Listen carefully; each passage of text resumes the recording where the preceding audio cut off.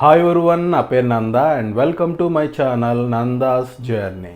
ఈరోజు మనం Nagarjuna Sagar to Srisailam boat journey ఎలా ఉంటుందో చూద్దాం. ఈ వీడియోలో Nagarjuna Sagar to Srisailam boat ticket ఎలా బుక్ చేసుకోవాలి, ఈ బోట్ జర్నీ ఎలా ఉంటుంది, ఈ బోట్లో ఎలాంటి ఫెసిలిటీస్ ప్రొవైడ్ చేశారు, ఫుడ్ ఎలా ఉంది, ఈ ట్రిప్కి కావాల్సిన బడ్జెట్ ఎంత, ఈ విషయాలన్నీ డీటెయిల్డ్గా 1 by 1 తెలుసుకుందాం రండి.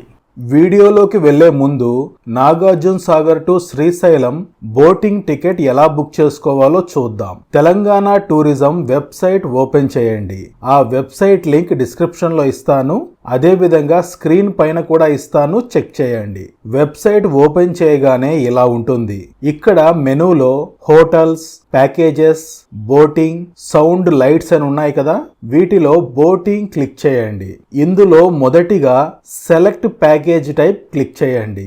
ఇలా మనకి 3 ఆప్షన్స్ వస్తాయి: నాగార్జున సాగర్, సోమశిల, శ్రీశైలం.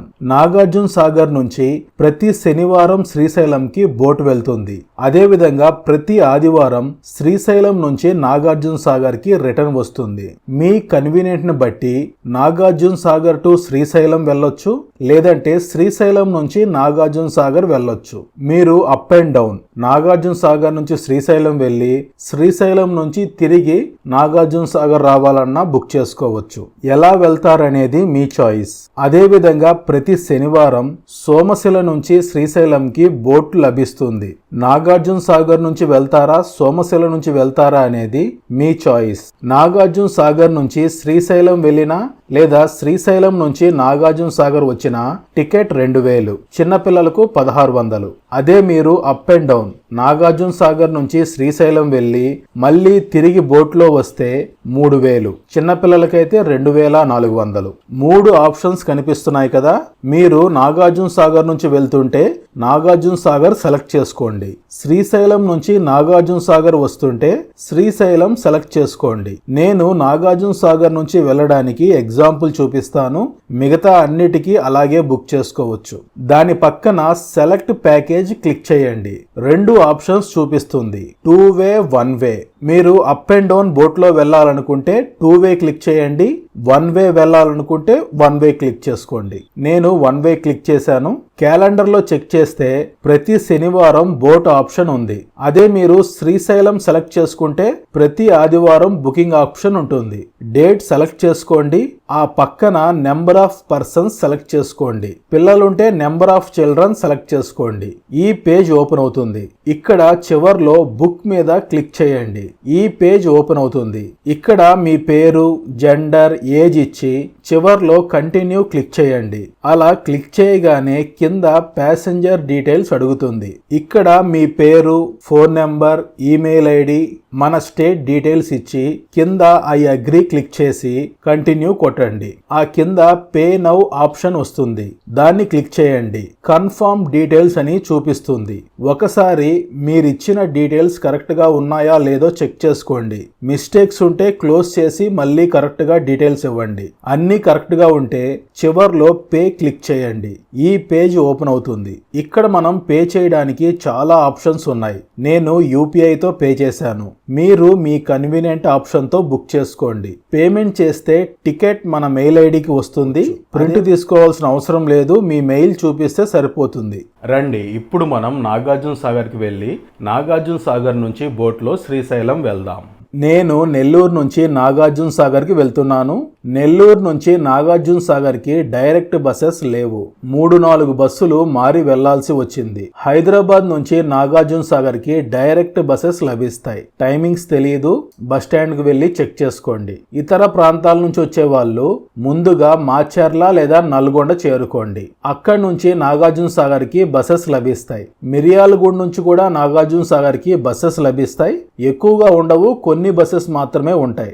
ఓన్ వెహికల్లో వచ్చే వాళ్ళు డైరెక్ట్ గా బోట్ టైం కి నాగార్జున సాగర్ చేరుకోవచ్చు. నేను బస్సులు మారుతూ సాయంత్రం 6 గంటలకు మాచర్ల చేరుకున్నాను. ఇది Macherla bus stand.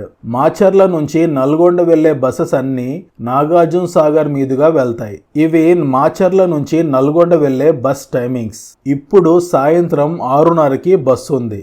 Last bus 7:40 ఉంటుంది. 6:50 బస్సు మొదలైంది. మాచర్ల నుంచి నాగార్జున సాగర్ విజయ విహార్ 30 కిలోమీటర్లు ఉంటుంది. బస్ టికెట్ కాస్ట్ 50 రూపాయలు. బస్ జర్నీ 50 నిమిషాలు. మనం నాగార్జున సాగర్ సమీపానికి చేరుకున్నాం. ఆ దూరంగా కనిపించేదే Nagarjuna Sagar dam. Night view బాగుంది. నేను Telangana tourism Vijay Vihar hotel book చేసుకున్నాను. ఆ హోటల్ నుంచే ఉదయం బోట్ మొదలవుతుంది. నాగార్జున సాగర్ నుంచి శ్రీశైలం బోట్లో వెళ్లే వాళ్ళు బస్సులో నాగార్జున సాగర్ కి వస్తుంటే బస్సు వాళ్ళని విజయ్ విహార్ హోటల్ దగ్గర ఆపమని చెప్పండి. బస్సులన్నీ ఈ మార్గంలోనే వెళ్తాయి. ఆపుతారు. రాత్రి 7:45 విజయ విహార్ చేరుకున్నాను. ఇది ఎంట్రన్స్. ఇక్కడ నుంచి మనం 400 మీటర్లు లోపలికి నడుచుకుంటూ వెళ్ళాలి. ఇదే Telangana tourism Vijay Vihar hotel. Reception లో బుకింగ్ చూపిస్తే మనకి రూమ్ అలాట్ చేస్తారు. ఈ రూమ్ వీకెండ్స్ లో 2400, వీక్ డేస్ లో 1800, జిఎస్టి ఎక్స్ట్రా.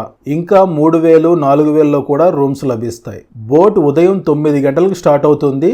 మీరు ఉదయాన్నే 7:30, 8 గంటలకు రాగలిగితే డైరెక్ట్ గా బోట్ టైం కి నాగార్జున సాగర్ చేరుకోండి. దూరం నుంచి వచ్చే వాళ్ళు ముందు రోజే వచ్చి నైట్ హోటల్లో స్టే చేసి నెక్స్ట్ డే బోటింగ్ కి వెళ్ళొచ్చు. ఇది విజయ్ విహార్ హోటల్. నైట్ సరిగ్గా కనిపించలేదు కదా, ఇలా ఉంటుంది. బోట్ లో బ్రేక్ఫాస్ట్ ప్రొవైడ్ చేయరు. ఎవరైనా బ్రేక్ఫాస్ట్ చేయాలనుకుంటే ఇక్కడ బ్రేక్ఫాస్ట్ చేసుకోవచ్చు. బ్రేక్ఫాస్ట్ 150 రూపాయలు. Buffet system. రండి బోటింగ్ పాయింట్ దగ్గరకు వెళ్దాం. విజయ్ విహార్ హోటల్ ఎంట్రన్స్ అంటే మెయిన్ రోడ్ నుంచి 300 మీటర్లు లోపలికి నడుచుకుంటూ వస్తే బుద్ధుని స్టాచ్యూ కనిపిస్తుంది. అక్కడి నుంచి ఎడమవైపు వెళితే హోటల్ దగ్గరకు వెళ్తారు. అలా వెళ్లకుండా నేరుగా వెళ్తే బోటింగ్ దగ్గరకు వెళ్తాం. కాకపోతే ఇక్కడ ఆఫీసులో మన బుకింగ్ చూపించాల్సి ఉంటుంది. మీరు కనుక సొంత వాహనంలో వస్తే డైరెక్ట్ గా మీ వెహికల్లో బోటింగ్ దగ్గరకు వెళ్ళొచ్చు. ఆ ప్రదేశంలోనే పార్కింగ్ ఏరియా ఉంది. అక్కడే వెహికల్ పార్క్ చేసుకోవచ్చు. బస్సులో వచ్చిన వాళ్లను బ్యాటరీ వెహికల్లో బోటు దగ్గర డ్రాప్ చేస్తారు. ఇదే బ్యాటరీ వెహికల్. రండి వెళ్దాం.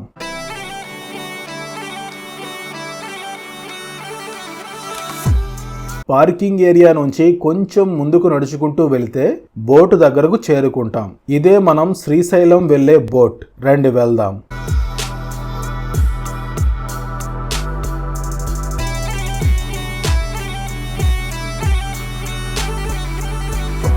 ఇది బోట్లోని లోవర్ డెక్.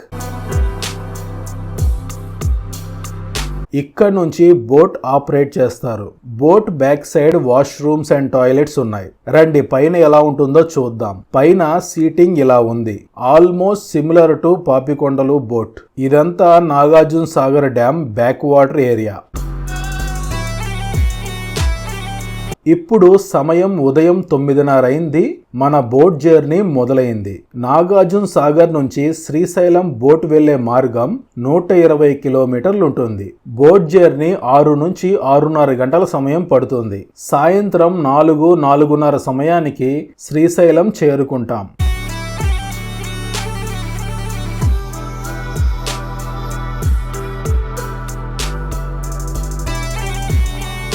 ప్రస్తుతం మనం ప్రయాణిస్తున్నది కృష్ణా నది. మన తెలుగు రాష్ట్రాలకు గోదావరి నది తర్వాత అతి ముఖ్యమైన నది కృష్ణా నది.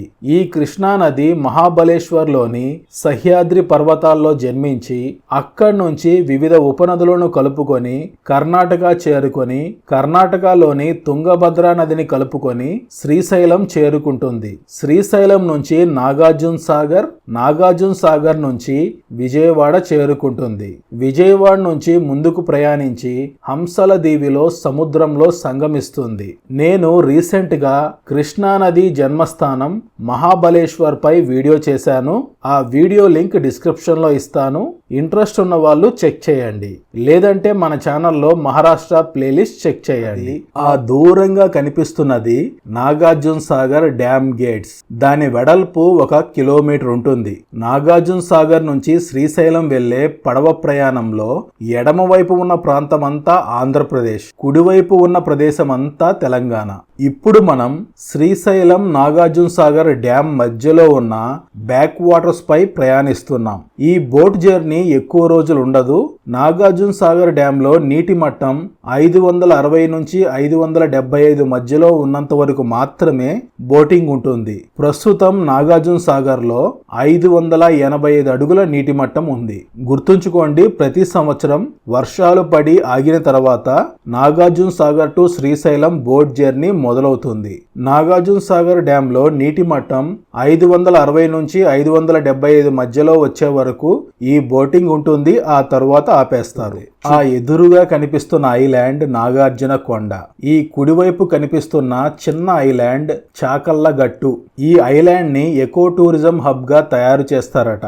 నాగార్జున సాగర్ నుంచి బోట్ లో వచ్చి ఐలాండ్ లో ఎంటర్టైన్మెంట్ పార్టీ చేసుకొని నైట్ స్టే చేసి తిరిగి వెళ్లే విధంగా డెవలప్ చేస్తామని చెప్తున్నారు. కానీ అది ఎన్నేళ్లు పడుతుందో మనకు తెలియదు. ఈ ఐలాండ్ తెలంగాణలో భాగం. ఇక్కడ నేషనల్ ఫ్లాగ్ కనిపిస్తుంది కదా, ఇదే నాగార్జున కొండ. ఇది ఆంధ్రప్రదేశ్ లో భాగం. ఇది చాలా చరిత్ర కలిగిన కొండ. బౌద్ధ స్తూపాలు, మొనాస్ట్రీస్ చూడొచ్చు. ఆచార్య నాగార్జునుడి పేరు మీద దీనికి నాగార్జున కొండ అనే పేరు వచ్చింది. ఆచార్య నాగార్జునుడి గురించి చెప్పాలంటే చాలా చరిత్ర ఉంది. సింపుల్ గా 2 లైన్లలో వివరిస్తాను. 1800 సంవత్సరాల క్రితం జన్మించిన ఆచార్య నాగార్జునుడును 2వ బుద్ధుడిగా చరిత్రకారులు అభివర్ణిస్తారు. బుద్ధిజంలో 2 వర్గాలున్నాయి, మహాయాన, హీనయాన. మహాయాన బౌద్ధ మతాన్ని సూచించి స్థాపించిన వ్యక్తి ఆచార్య నాగార్జునుడు. ప్రస్తుతం చైనా, జపాన్, శ్రీలంక మరియు ఇతర ఆసియా దేశాల్లో ఫాలో అవుతున్నది మహాయాన బౌద్ధం. ఆచార్య నాగార్జునుడు నలంద విశ్వవిద్యాలయంలో బోధించాడు. మన శాతవాహన రాజు గౌతమిపుత్ర శాతకర్ణి ఆయన చేత ప్రభావితుడై శ్రీ పర్వతంపై ఒక బౌద్ధ విద్యాలయము, మహా చైతన్య విహార్ కట్టించి నాగార్జునుడిని అధ్యాపకునిగా నియమించాడు. ఆ శ్రీ పర్వతమే ఈ నాగార్జున కొండ. ఇప్పుడు మనం నాగార్జున కొండ దాటుకొని ముందుకు ప్రయాణిస్తున్నాం.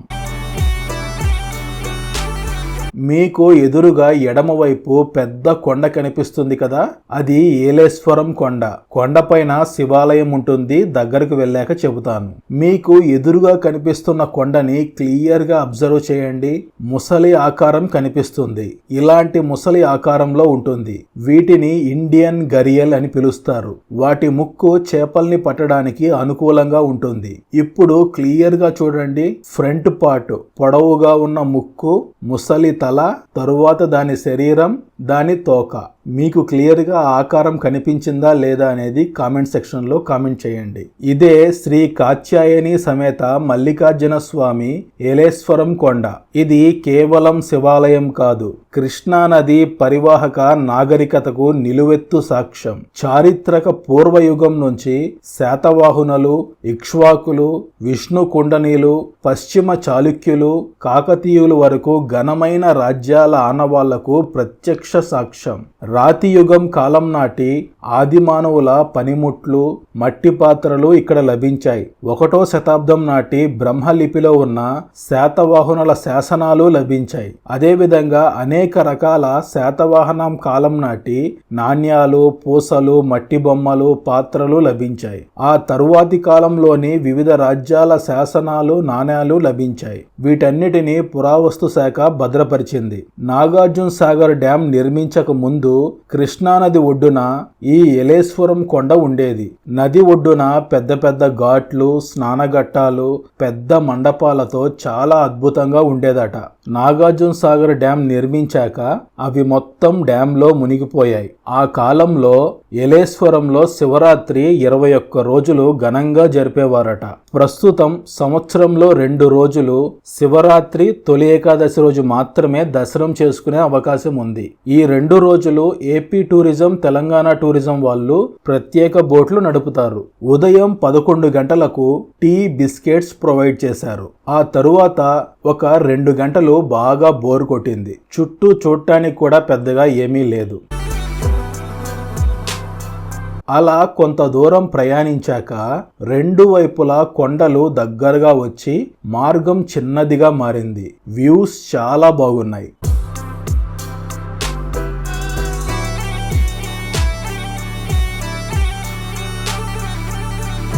మధ్యాహ్నం 12:45 లంచ్ ప్రొవైడ్ చేశారు. లంచ్లో bagara rice, white rice, mixed vegetable curry, పప్పు, క్యాబేజ్ ఫ్రై, సాంబార్, మజ్జిగ ప్రొవైడ్ చేశారు. కానీ దారుణమైన విషయం ఏంటంటే నేను భోజనానికి వెళ్లే సమయానికి అడుగున కొంచెం అన్నం, అడుగున మిగిలిన కొంచెం సాంబార్ మాత్రమే ఉంది. నా వెనుక ఇంకా 30 మంది ఉన్నారు. అంటే వీళ్ళు ఎంత వరస్ట్గా మేనేజ్మెంట్ చేశారో మీకే అర్థమవుతుంది. బోట్లో ఎవ్వరూ సడన్ గా రాలేదు. 3 రోజుల ముందే టికెట్లు బుక్ అయ్యాయి. 120 మంది వస్తారని వాళ్ళకి తెలుసు. అంటే వాళ్ళ మేనేజ్మెంట్ ఎంత వరస్ట్ గా ఉందో అర్థం చేసుకోవచ్చు. ఇంకొకసారి అలా జరగకుండా చేస్తామని రిక్వెస్ట్ చేశారు. నెక్స్ట్ టైం మీరు ఎవరైనా వెళ్ళినప్పుడు ఎలా ఉందో కామెంట్ సెక్షన్ లో కామెంట్ చేయండి. భోజనం చేసి 1 గంట ముందుకు ప్రయాణించాక మార్గం చిన్నదిగా మారింది. రెండు వైపులా దట్టమైన అడవితో కూడిన పెద్ద పెద్ద కొండల మధ్య ప్రయాణం చాలా బాగుంది. ఇక్కడ మీకు ఎర్రటి మట్టి కొండలు కనిపిస్తున్నాయి కదా. బాహుబలి మూవీలో హంసనావా అనే పాటలో పడవలో ప్రయాణిస్తున్నప్పుడు చుట్టూ ఉన్న కొండలపై పెద్ద ఏనుగు ఇలా ఆకారాలు కనిపిస్తాయి కదా. ఇలాంటి ప్రదేశాల్లోనే వీడియో షూట్ చేశారు. ఎగ్జాక్ట్ గా ఈ ప్లేస్ అని కాదు, ఈ మార్గంలోనే ఆ సీన్స్ షూట్ చేశారు. ఈ ప్రదేశంలో షూట్ చేసి ఇలాంటి కొండలపై ఏనుగును గ్రాఫిక్స్ లో తయారు చేశారు. ఇక్కడ ఒక చిన్న జలపాతం ఉంది చూడండి. ఇలానే ఉపనదులు, పిల్ల కాలువలు, వాగులు కృష్ణా నదిలో కలుస్తూ ఉంటాయి. మనం శ్రీశైలం సమీపానికి వెళ్తున్న కొద్దీ చుట్టూ ఎత్తైన కొండలతో ప్రకృతి రమణీయ దృశ్యాలు కనిపిస్తాయి.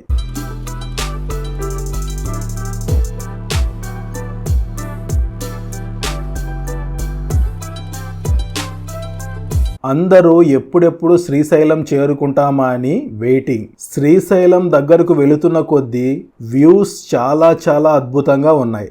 లాస్ట్ 1.5 అవర్ జర్నీ మాత్రం ఈ ట్రిప్ కి హైలైట్.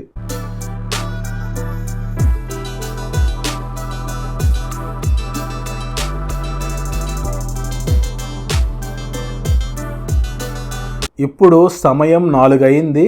మరో 15 నిమిషాల్లో శ్రీశైలంలోని లింగాలగట్టు ప్రదేశానికి చేరుకుంటాం. ఇక్కడ మరో జలపాతం కనిపించింది.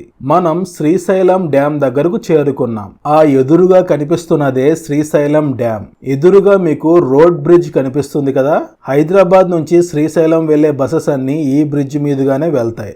ఈ డ్యామ్ అవతల పాతాళగంగ ఉంటుంది. సోమశిల నుంచి వచ్చే బోట్లు పాతాళగంగ దగ్గర ఆగుతాయి. నాగార్జున సాగర్ నుంచి వచ్చే బోట్ ఈ లింగాలగట్టు దగ్గర ఆగుతుంది. ఇక్కడ నుంచి శ్రీశైలం ఆలయం 15 కిలోమీటర్లు ఉంటుంది. సాయంత్రం 4:20 లింగాలగట్టు చేరుకున్నాం. కిందకి దిగడానికి అరేంజ్ చేస్తున్నారు. ఇంతటితో మన Nagarjuna Sagar to Srisailam boat journey పూర్తయింది. ఇప్పుడు మనం ఇక్కడ నుంచి శ్రీశైలం ఎలా చేరుకోవాలో చూద్దాం. బోటు వాళ్ళు శ్రీశైలంలో డ్రాప్ చేయడానికి ఎటువంటి ట్రాన్స్పోర్ట్ ఫెసిలిటీస్ ప్రొవైడ్ చేయట్లేదు. మనం బోటు దిగి ఇలా కొంచెం ముందుకు నడుచుకుంటూ వెళితే బస్సెస్ మరియు షేర్డ్ జీప్స్ లభిస్తాయి. అలా కొంచెం ముందుకు వస్తే షేర్డ్ జీప్స్ కనిపించాయి. ఒకరికి 120 రూపాయలు ఛార్జ్ చేస్తున్నారు. అలా ముందుకు వెళ్లి ఎడమవైపు తిరిగితే మెయిన్ రోడ్ దగ్గరకు వెళ్ళొచ్చు. హైదరాబాద్ నుంచి శ్రీశైలం వెళ్లే బస్సెస్ అన్ని ఈ మార్గంలోనే వెళ్తాయి. బస్సులో కూడా వెళ్ళొచ్చు. కాకపోతే బస్ కోసం వెయిట్ చేయాలి, టైం వేస్ట్ అవుతుంది. బోటు దిగి జీప్ తీసుకునే సమయానికి సాయంత్రం 4:45 అయింది. లింగాలగట్టు నుంచి శ్రీశైలం ఆలయం 15 కిలోమీటర్లు ఉంటుంది. ఈ మార్గం అంతా ఘాట్ రోడ్ ఉంటుంది. మెల్లిగా వెళ్లాల్సి ఉంటుంది. ఈ బ్రిడ్జ్ సగం వరకు తెలంగాణ, ఆ అవతల నుంచి ఆంధ్రప్రదేశ్. వెళ్లే దారిలో శ్రీశైలం డ్యామ్ వ్యూ కనిపించింది.